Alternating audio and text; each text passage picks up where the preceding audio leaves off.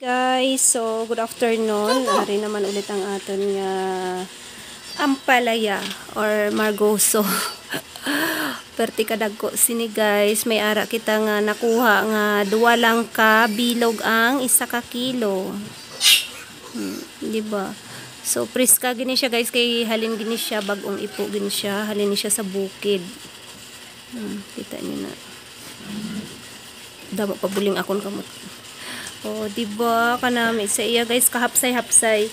Halos kalabanan amugid ni siya ang aton nga nakuha.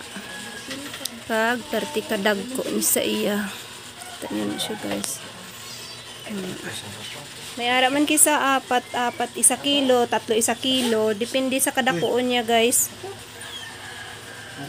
Damo subong ang aton nga na harvest, pang-apat na nato ni nga harvest subong. May ari kita diri subong nga mga red chick oh.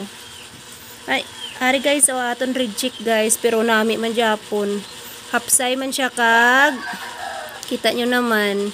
Red chick na ni siya guys, pero ay manamitan gid kamo sini. Kag hindi ni siya pait nga klase sang marguso or klase sang ampalaya. Nan, amo ni siya oh. May ari na tagali nga naluto na oh. Perti kaiwat sa iya sang iya nga liso. Diba? So thank you God. Thank you so much God. Thank you kag more ano pa. More harvest pa. Kay basta mapisan lang kita sa uma. Ilagid sang libog. Kay may makakwarta gid kita kag may makuhaan gid kita sang pang adlaw-adlaw. Every 3 days nag-harvest sila guys.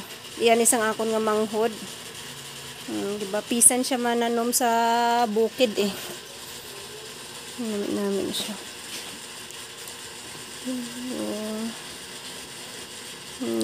Namo ni siya. Ano ni siya to nga ano nga ano sang margoso? Galaxy Max. Galaxy Max. Ang brand sang seeds nga gibakal nila. Kanami siya guys, kay hapsay-hapsay gid siya, halos hapsay-hapsay gid ang imo nga makuha pag ma-harvest. So thank you God. Thank you so much man sa mga nag-order. Ayan.